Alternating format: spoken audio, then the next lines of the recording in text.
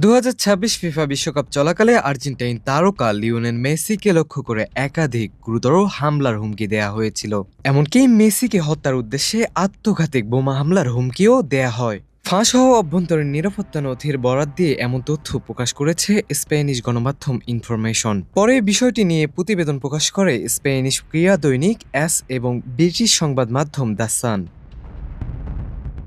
প্রতিবেদন অনুযায়ী বিশ্বকাপ চলাকালে খেলোয়াড়, রেফারি এবং অন্যান্য কর্মকর্তাদের ঘিরে বোমা হামলার হুমকি, স্টকিং এবং অনলাইন হয়রানির একাধিক ঘটনা নথিভুক্ত করা হয়। নিরাপত্তা ব্যবস্থায় আন্তর্জাতিক পুলিশ সহযোগিতা কেন্দ্র আইপিসিসি এবং এফবিআই এর সমন্বিত কার্যক্রম ছিল বলে প্রতিবেদনে উল্লেখ করা হয়েছে।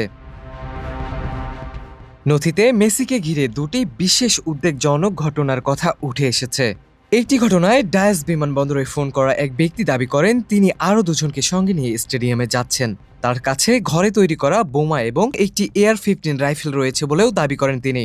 ফোনে পুলিশ এবং খেলোয়াড়দের ওপর হামলার হুমকি দেয়া হয় এবং মেসির নাম বিশেষ করে উল্লেখ করা হয়েছিল বলে প্রতিবেদনে বলা হয়েছে। অন্যদিকে আর্জেন্টিনা ইজিপ্ট ম্যাচকে ঘিরে সামাজিক যোগাযোগ মাধ্যমে মেসিকে লক্ষ্য করে আত্মঘাতী হামলার হুমকি দেয়া হয়। এক ব্যক্তি স্টেডিয়ামে ঢুকে শরীরে 4টি বোমা নিয়ে মেসিকে উড়িয়ে দেওয়ার হুমকি দেন বলে নথির বরাতে জানিয়েছে সংবাদ মাধ্যম ইনফরমেশন। ওই হুমকির পর স্টেডিয়ামে বোমা শনাক্তকারী বিশেষজ্ঞ এবং প্রশিক্ষিত কুকুরসহ নিরাপত্তা সদস্যরা তল্লাশি চালিয়েছিলেন। তবে এসব ঘটনায় মেসির উপর কোনো হামলা হয়নি। এইগুলো ছিল হামলার হুমকি ও কথিত হামলার পরিকল্পনা, যেগুলোর নিরাপত্তা সংস্থাগুলো তদন্ত ও মোকাবেলা করেছে। মুশফিকুর রহমান, মানবকণ্ঠ ডেস্ক।